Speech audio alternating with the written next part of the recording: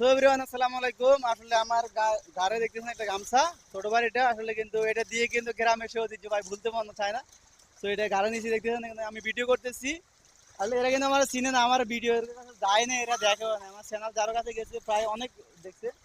তো ভিডিও করতেছিলাম একটা, দেখতেছেন যে অনেক অনেক আসছে এখানে। বিশেষ করে আমার দুইটা ভাইয়ের সাথে দেখা হয়ে গেলো এই যেখানে আছে, ইসমাইল, এরপর রাকিব। আর তোমার নাম কি? আফন। এরা আমাদেরকে দেখে ছুটে চলে আসছে, আসলে আমি ভিডিও করতেছিলাম। তাহলে নদীর এই যে আমি দেখা দিচ্ছি পিছনে ক্যামেরা, দেখেন এখানে নদী কিন্তু প্রচন্ড পরিমাণ স্রোত দেখতেছেন যেখানে, অনেক মানে পানির যে স্রোতটা এখানে। আর কিছু কিছু বাচ্চারা দেখতেছেন এখানে খেলাধুলা করতেছে, এরা মানে এই স্রোতের ভিতরে যদি পরে কোনো প্রকার উঠার সম্ভাবনা নাই, একবার দিলকে মাফি খালাস হোগাইয়া।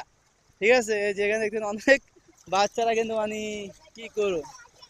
তো আমরা এখানে দেখতেছি আসলে অনেক সুন্দর লাগতেছে, এখানে এই যে জাহাজ বিরানো আছে। ও, তো আমরা এখানে আসলে সবাই ভিডিওটা করলাম, অবশ্যই ইউটিউবে ছাড়লে কিন্তু আপনারা সবাই দেখবেন। আর আসবেন আমাদের হাতিয়ায়, আসবেন, ঘুরে যাবেন।